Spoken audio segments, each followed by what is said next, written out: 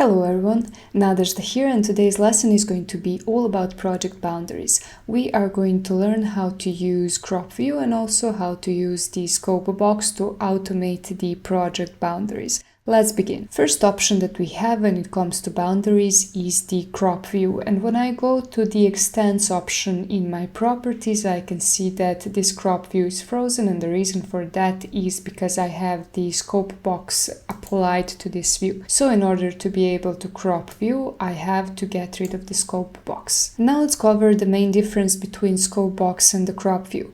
Crop view is usually used for a single view that you want to crop, and the problem with the crop view is that it's not automatic, and if you want to have the automatic boundaries of your project, you want to actually use these scope boxes. But crop views can be useful nevertheless. Sometimes you will have the need of cropping just one single view without having to create the scope box. So first we will cover the crop view option and then we will proceed to scope box option.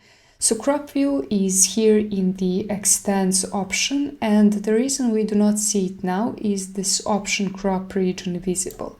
Once we select that option, we get this boundary around the building, and that is actually crop view.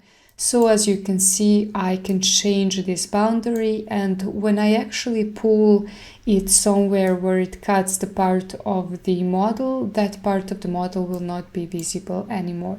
So that is how you create the boundary, and in case of the project, you are going to create the crop view that is somewhere around your plot or your building. The first thing about crop view is that it doesn't have to be unprecise like this. You can actually double click it or click on this option edit crop, and that way you can actually do the precise cropping of the view.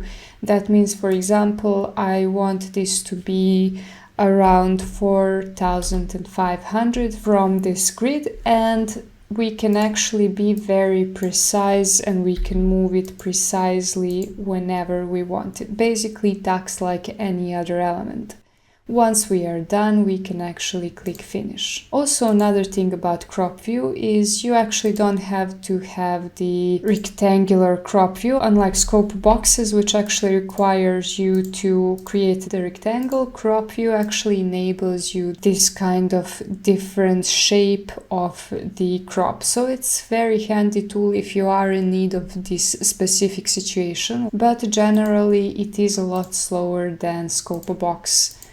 I'm just going to get out of this crop view, and another very handy thing is actually this option annotation crop. When I check the annotation crop, I actually can increase annotation crop and I will get the annotations visible.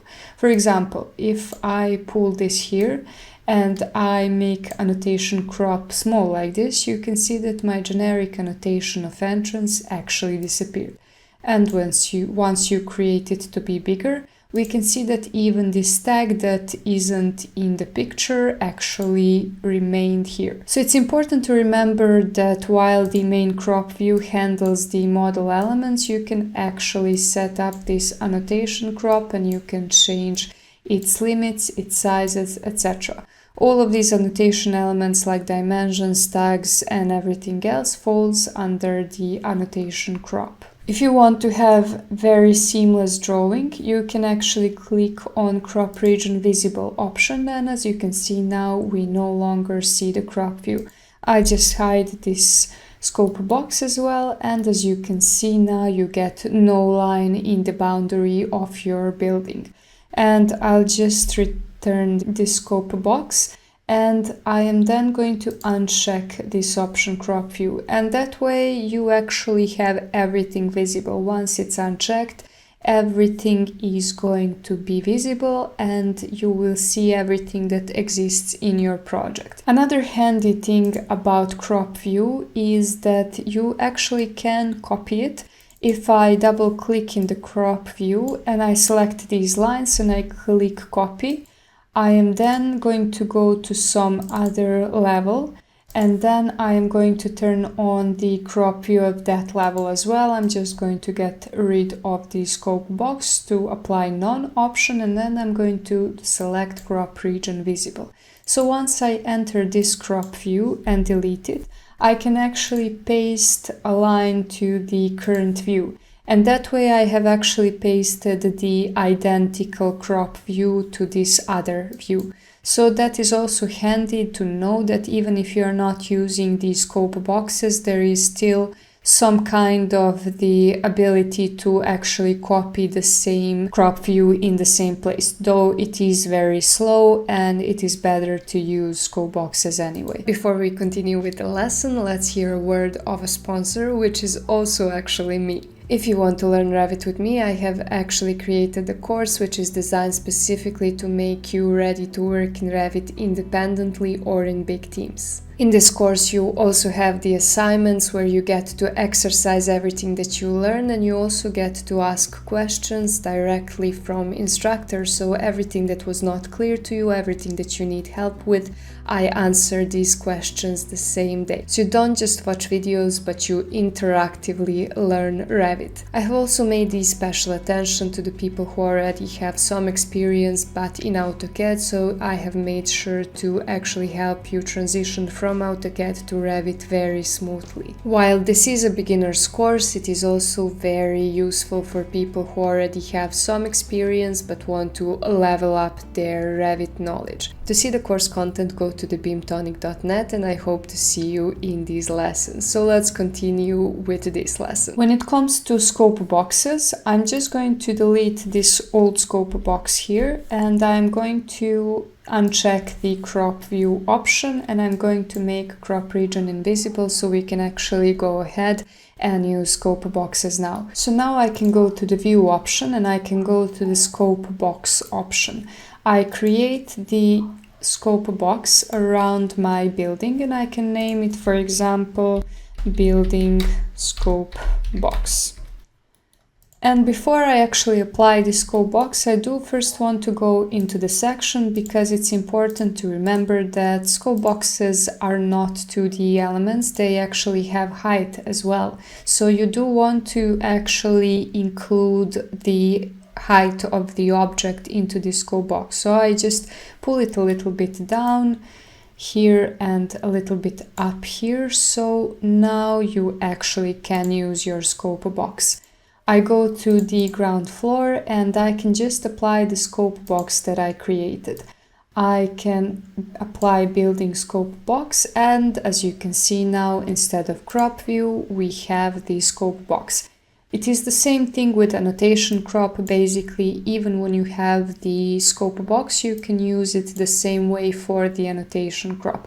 But you can see now that we cannot change this crop view. In order to change this, we actually have to go somewhere where we do not have the scope box applied, and we have to change that scope box manually. Let's just see here on this other view. So if I change the scope box here and here as well, we actually see that it changed here in this same view. So it's important to note that changing scope box in one place will change it everywhere in the project. And the same goes for the sections. You don't have to be actually setting up the crop view for section. You can also use the scope box and you can just apply this building scope box, and as you can see now, these boundaries of the section fit well. But I think that the handiest feature of the scope box is actually the ability to divide one plan into several plans.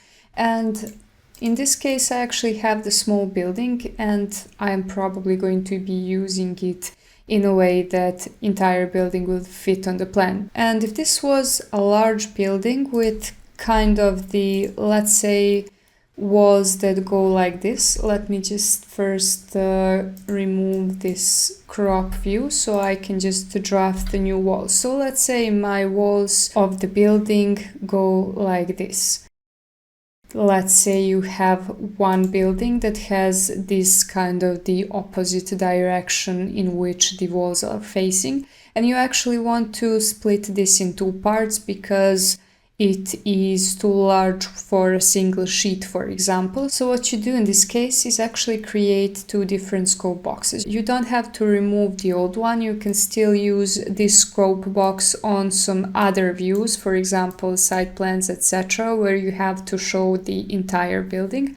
but you can actually create the additional scope box. And let's just say that I'm going to create scope box part 1, or just building part 1, and create first this scope box. And then for this other part, I'm going to create the different scope box, and I'm just going to call it building part 2.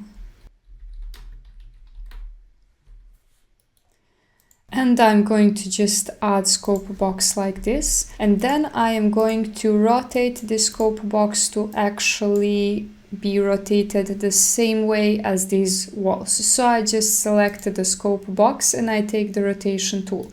Then I will use this place option to actually place the point right in the section of these lines. We have lines here, and I select and I rotate and I click place. And now I can just place it here. And now I can rotate it to align with my building. And now I have this scope box. I have left the option copy available, so now I have 3 scope boxes, which is definitely not something I need. And I'm going to delete this additional one. So as you can see now, we have this scope box that is actually matching my second part of the building. And once we want to create actually 2 views that are actually 2 parts of the same plan, what we do is now duplicate this ground floor plan, and I'm just going to call it ground floor part 1. And I am also going to call it part 2.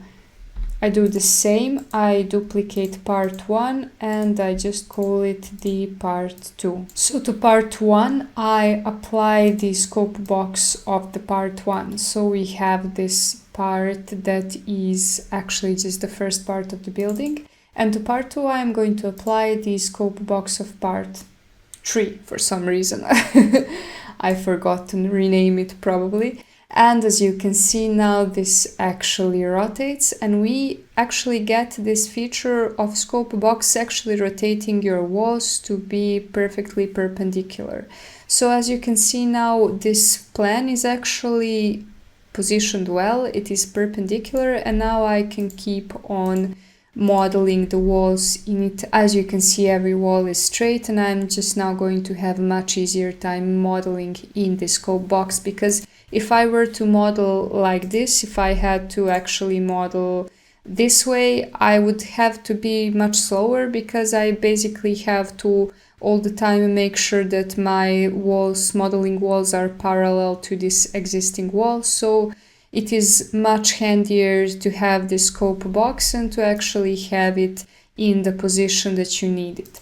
If you just need to change scope box, all you have to do is grab it by these triangles and rename it to be part 2. So basically this way you can set up your views, you can actually cut them into the several smaller parts, regardless of that, whether they are in the same position, whether they are rotated or not. And as you can see, this scope box option is much handier. For example, I can select all of these plans together and I can assign them all the scope box. And that is very handy, because that way you do not have to enter like one by one of these plans. Basically, you can just select them all and apply a single scope box to all of them, and that way you save a lot of time.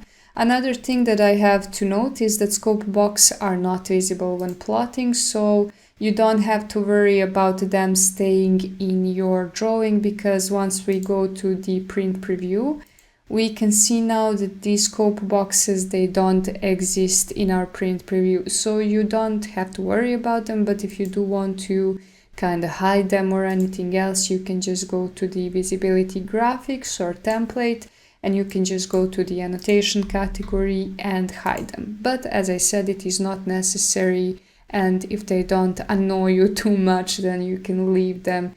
They do no harm. You can also apply these scope boxes to the 3D views. Once I go to some 3D view, it is pretty much the same thing. I just can find the scope box option and then apply the building scope box. And that way, as you can see, the scope box is applied even to our 3D.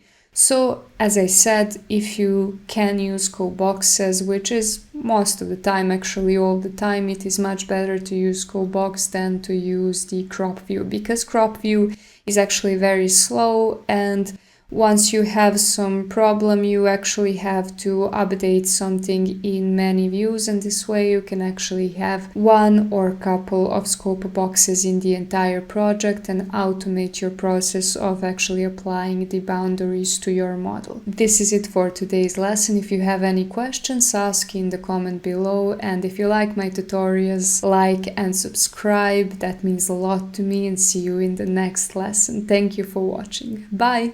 If you want to learn Revit like a pro, take a look at my architectural course through the link below. You will learn how to develop the project from concept to final design using Autodesk Revit. It is ideal for beginners, but valuable for anyone looking to build a solid foundation. By the end, you'll know how to take a design from concept to detailed documentation with confidence and clarity. You will gain a solid Revit workflow you can actually use independently or in work in larger teams in architectural studios. With almost 100 structured video lessons, it is designed to help beginners master Revit step by step. To support your progress, I've included assignments with each lesson, plus the opportunity to ask questions and receive guidance directly from me whenever you need it. This way, you're not just watching tutorials, you're actively learning, practicing, and improving every step of the way. Thank you for watching, and see you in the next video.